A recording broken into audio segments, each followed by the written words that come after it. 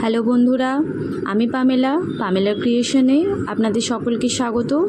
আজকে নিয়ে চলে এসেছি পনিরের একটা নতুন রেসিপি, পসন্দিদা পনির। 300 গ্রাম মতো পনির, সেটাকে আমি ছোটো ছোটো পিসে কেটে নিচ্ছি।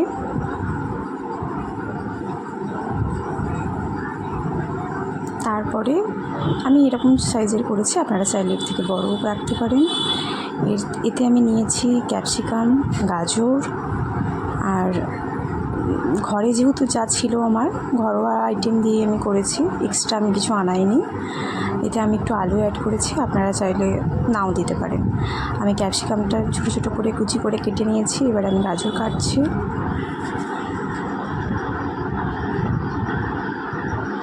গাজরটাও ছোটো ছোটো করে কেটে নেব, যাতে তাড়াতাড়ি ভালো মতো সেদ্ধ হয়ে যায়।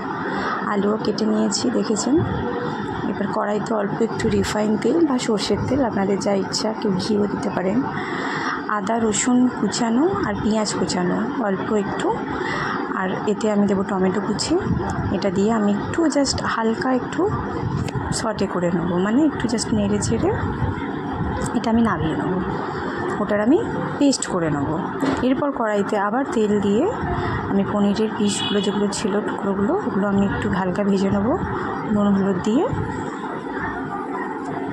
হালকা লালচে ভাব এলে ওগুলো আমি তুলে নেব। এবার প্রত্যেকটা সবজিকে আমি আলাদা আলাদা করে ভেজে নেব। গাজর, ক্যাপসিকাম, আলু,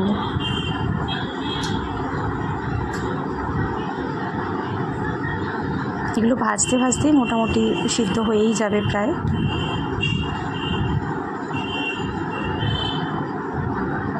দেখুন, এখানে আমি কিউব করে পেঁয়াজ কেটে রেখেছিলাম অল্প একটু, সেটাও আমি হালকা নেড়ে ছেড়ে নিলাম। এইবার আমি কড়াইতে একটু তেল দিয়ে, পরিমাণে একটু বেশি তেল দিয়ে, তেজপাতা আর যে আমি আদা রসুন পেঁয়াজ আর টমেটো যে হালকা ভেজে নিয়ে যে পেস্টটা বানিয়েছিলাম, সেই পেস্টটা আমি এবার দিয়ে আমি ভালো মতো করে কষাবো। এর মধ্যে দেব হলুদ গুঁড়ো, জিরের গুঁড়ো, কাশ্মীরি লঙ্কার গুঁড়ো, এমনি রেড চিলি পাউডার যেটা আছে সেটা, আর দিলাম টমেটোর সস।